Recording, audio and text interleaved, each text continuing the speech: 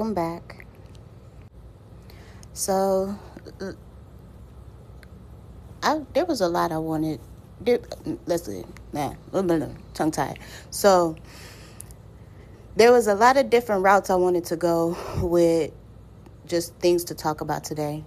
But what kind of has been placed on my heart to talk about is like pride. The way the thought process came up is like I kept hearing them people, mostly today it was the news. The news was talking about pride parades and things like that. But what sealed it was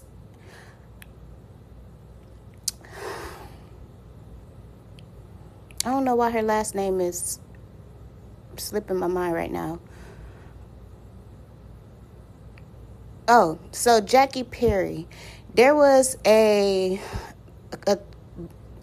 few videos that were, I guess, addressing something that took place with her. I don't even know the details because, to be honest with you, I don't care that much. But when I first saw one of the, I don't even want to say reaction videos because it was like people discussing whatever took place. And in my mind, I was just like, that sucks to be the Christian representation of what people think pride represents. And to me, when I see her, I don't immediately go to what her past was or if that was a lifestyle, even though I'm pretty sure she openly talked about being in that lifestyle before. But I don't, that's not my first thought process when I see her. Like whenever I even just see her, like not even just listening to an interview or anything that she does, my thought process goes to how intellectual she is. Like the way she speaks, I see intellectual. Like, that's really it. Like, that's literally my first thought process. And that was because after I listened to like one, I don't know, I think her and her husband had like a podcast, or they were just like talking about the day in their lives or something. I watched something once. And from listening to them converse with each other, I was just like, they just a couple of intellects. That is an intellectual couple. Like, they thrive in intellect. And I didn't feel it or think of it in a bad way. It's like, that's what I associate them with. I didn't associate them with anything other than that, just because of that's how they represent themselves. Like, they don't, even if that was something that was discussed, that wasn't the leading point in it. The leading point was they were Christians. And what I noticed about them was how intellectual they were and how their conversation with each other was. So when I saw these videos popping up, I was just like, I guess I felt a little empathetic in it, because I'm just like, that, I'm pretty sure that was not the goal. That wasn't the mission. Like, that was just a part of a testimony. So it's just like, dang, like, mugs can't move past their past. Like, I don't know, that in it is what kind of like put me in the thought process of, you know what, if we talking about pride, let's talk about pride, and let's go ahead and drop my pride and talk about some things that aren't normally discussed. So to be honest with you, from a very young age, I've battled with lust. And I feel like that is the enemy's main tactic to try to diminish whatever God has or God's plan for my life is. So from just even as a child, his goal was to make me feel tainted, or make me feel like God can't use me, or I'm not pure enough for God to feel like he can even use me as a vessel because of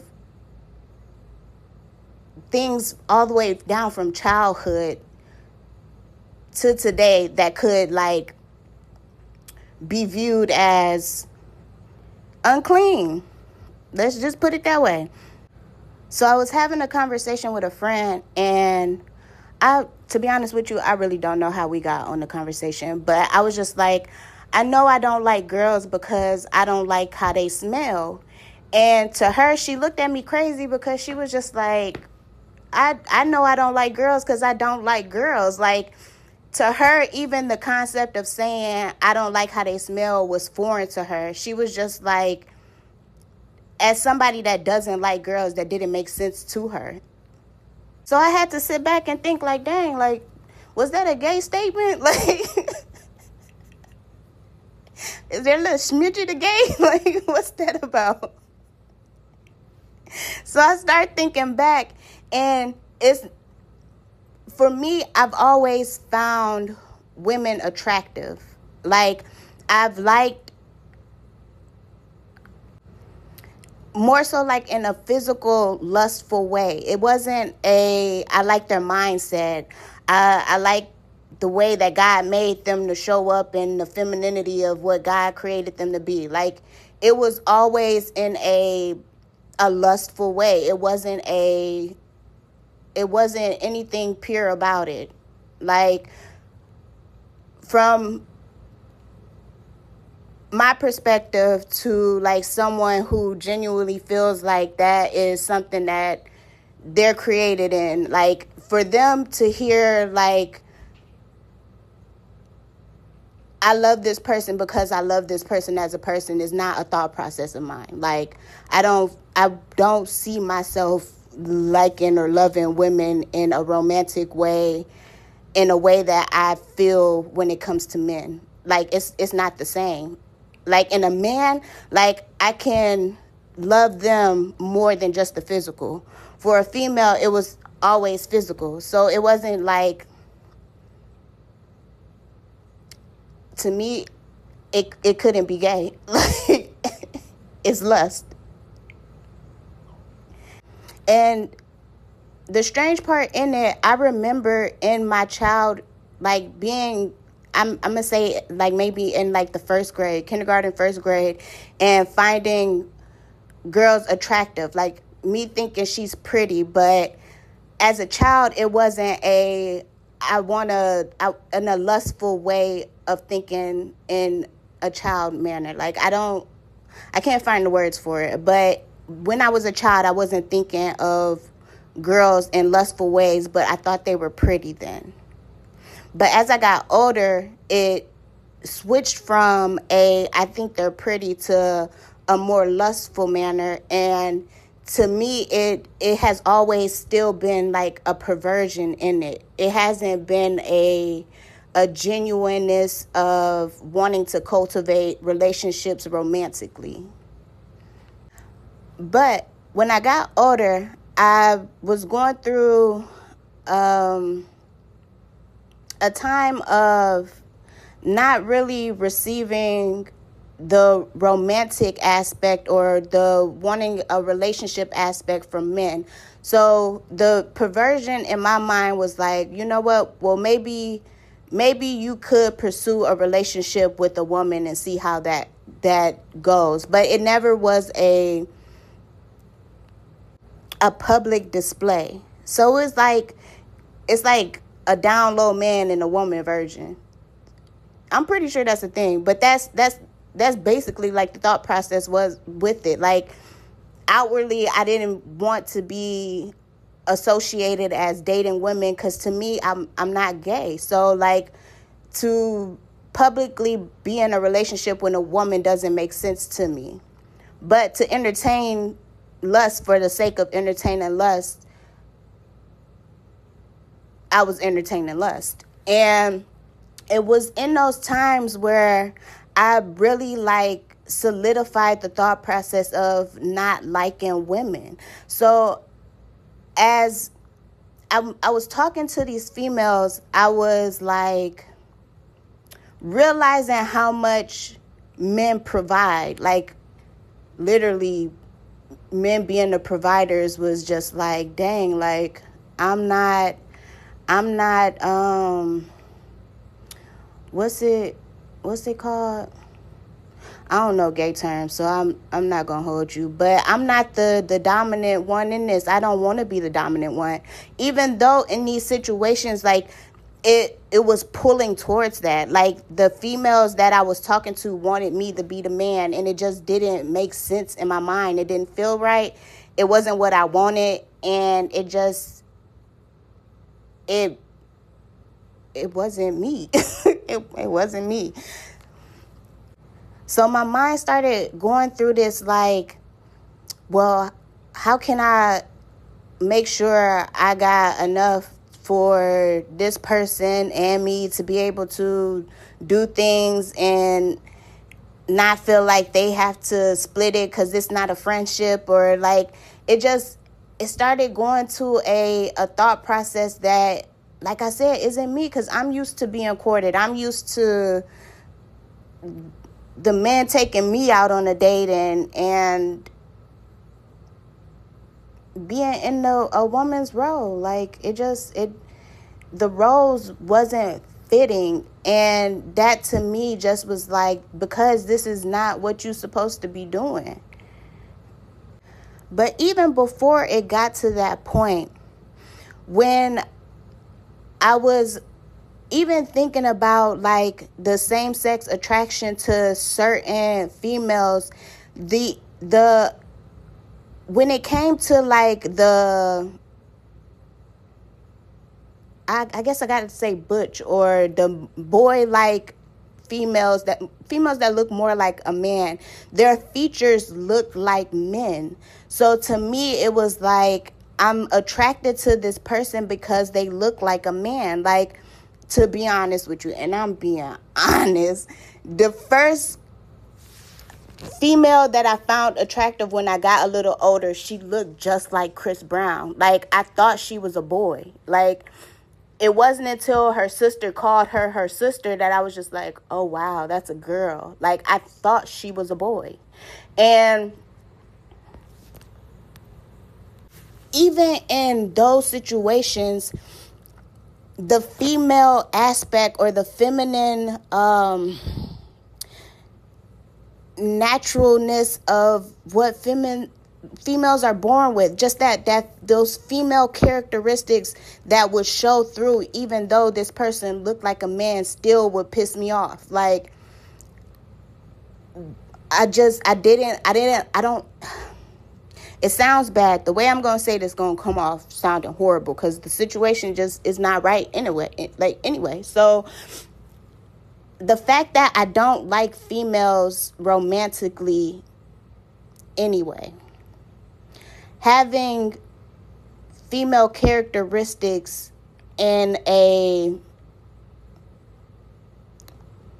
just having female characteristics upsets me when I'm thinking about someone romantically. So even if you're a man and granted we have, female and male traits to us, if as a man a female trait is dominating you, that's not something that I'm attracted to. And so even if you're a female and you slightly have those feminine characteristics, I'm not attracted to it. And then me having to alter myself to think about being a man was just the whole, yeah, let's wrap this up because this ain't you. But it didn't stop the core of what the issue was. And the problem was lust. Because when it came to a lust aspect, I didn't care. Like, all of that other stuff was out the window. But it wasn't until one of the females was just like, are you a man? Like, are you a boy? Like, my responses were giving off teenage boy, horny, lustful. I'm not trying to pursue you in any romantic way. And that's when it like dawned on me that these these are literally people searching for love, and you are playing lust. Like, I don't I don't know how to explain it, but I'm gonna have to try to explain it in like a heterosexual way. So as a female, me wanting genuine love from a man and out here dating at that time for a hoping for a long-term commitment, but being engaged or coming across men that are just in lust. So they're only wanting me for one thing, and so their responses are in a response, or they're showing up in ways where you can tell that they're not trying to pursue anything more than just whatever the moment brings. And knowing that I'm not that type of person and I wouldn't want that done to me, it was just like, yeah, at this point, I don't even want to play like that. I'm not even finna go any further in any of this type of whatever. I don't even know what phase that was in life, but it was just like, yeah, let's put an end to this because it's not right. But that didn't stop lust. Like, so I was still even trying, even though I had cut off that whole aspect of potentially exploring relationships, like, I would still entertain, lust. So it's like the enemy would try to place situations or present situations to make it seem as if things are casual and, oh, it's just a picture here, or it's just expression of something sexual there. But when I was like, you know what, I'm gonna cut all of that nonsense out, and I'm gonna wait until God brings the man that he has created for me into my life. I'm not even going to play around and entertain these lustful thought processes anymore. That's when the enemy like tried to flip it and use all of that against me. So it took the perversion from even all the way down to childhood and up to the date that I was just like, you know what, I'm going to try my hardest to live Christ-like as best as I can and be a vessel that God uses in the way that he would like to the best of my ability. The devil was just like, okay, we're going to take this time to see if everything that you've done can be used against you in the court of law, and see if God is still able to use you as a vessel that you feel like you worthy to be used as. And it's not even saying that I feel worthy of being used as. It's just the simple fact that God felt that I was worthy enough to be used as his vessel. But the enemy tries to manipulate things to make it seem like he's right when he already knows it's a manipulation tactic, because that's just what he does. But he thrives in law, like literally. So when we say Jesus sets us free, like, for people that truly believes that is literally. So any tactic the enemy tries to use against you from your past, he loses the court case, because at the end of the day, when Jesus died on the cross and rose from the dead, like, he fulfilled his purpose for covering all of my sins. And the enemy tries to thrive on you not knowing that. So he'll try to torment you and try to make you feel condemned on things that he literally set up from your childhood to ensnare you. Then try to make you feel oppressed on bad decisions because the pride inside of us want to keep it to ourselves, or we don't want to feel like being placed in categories or boxes or generalizations of what these sinful ways entail. Because let me tell it, I ain't gay. I ain't never been gay. I didn't have lustful thoughts, but I wasn't gay. But let somebody else hear that has never even had that thought process. It's automatically, you're like, yeah, that's pretty gay. A whole bunch of what you just said is pretty gay. But because I know the deep root of it is literally the lust behind it, because I know the enemy has tried to stop whatever it is that he's been privileged enough to see that God has instaured or planned for my life. So his strategy or plan was to make me feel so unworthy that I wouldn't speak whatever it is that God had placed on his timelines of release to help somebody else release whatever they need to release, to know that accepting the Lord as your Savior, that you don't have to feel condemned by things that you might have even just thought about, not even fully entertained, but thought about. But that you're truly set free from that condemnation of things that you inwardly know isn't you. Or even if that is something you battle with, you know that Christ was the example.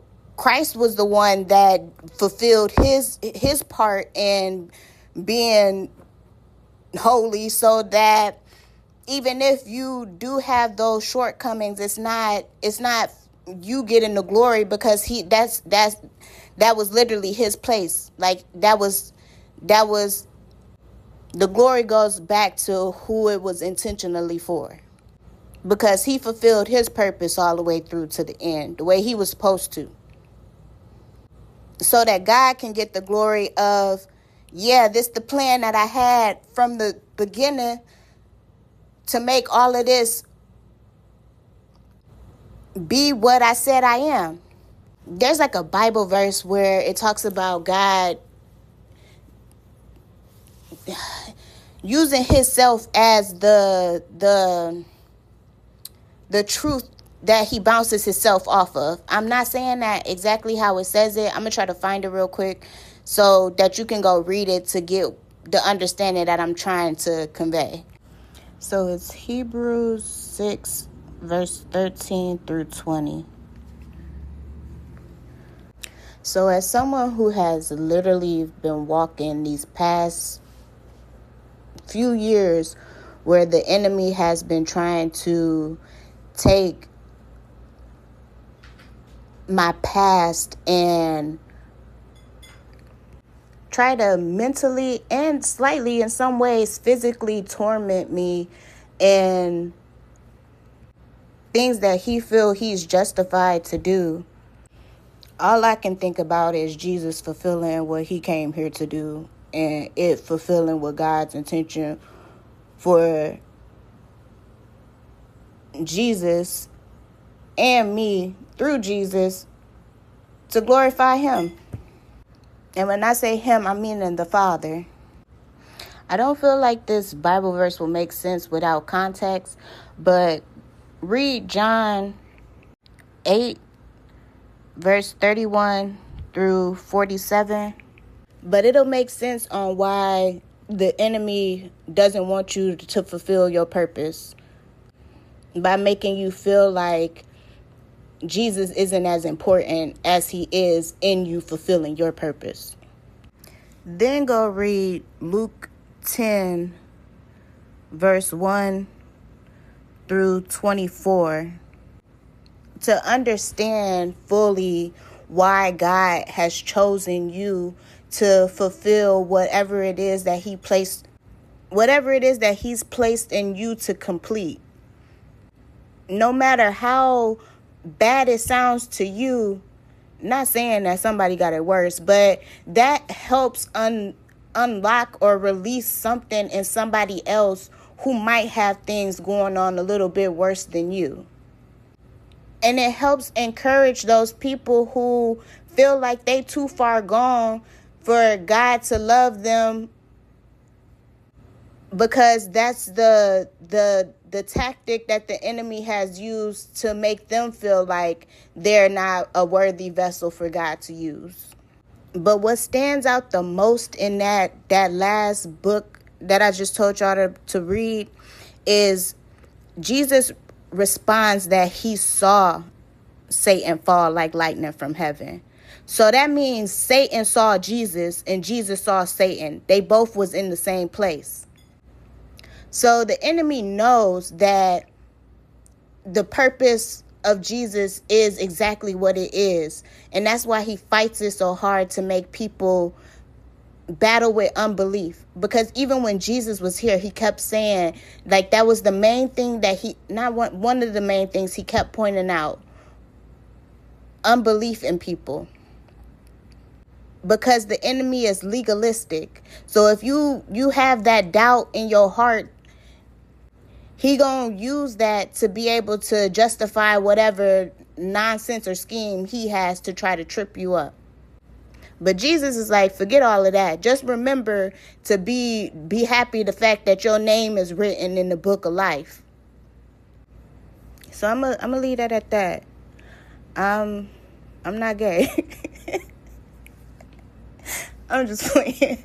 But for real, I'm not gonna hold you like that. I feel like if we go back to the beginning of how I started this, like that would piss me off for me to be the face of the Christian that used to be gay. Like, come on, bro. Like, it's way bigger than that.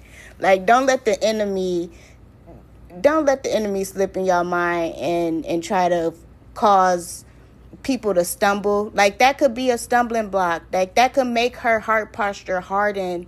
Even though, like I said, she's an intellectual, so I doubt that, she's a little more fortified than to let something like that get to her. But, like, you don't know what could be triggering.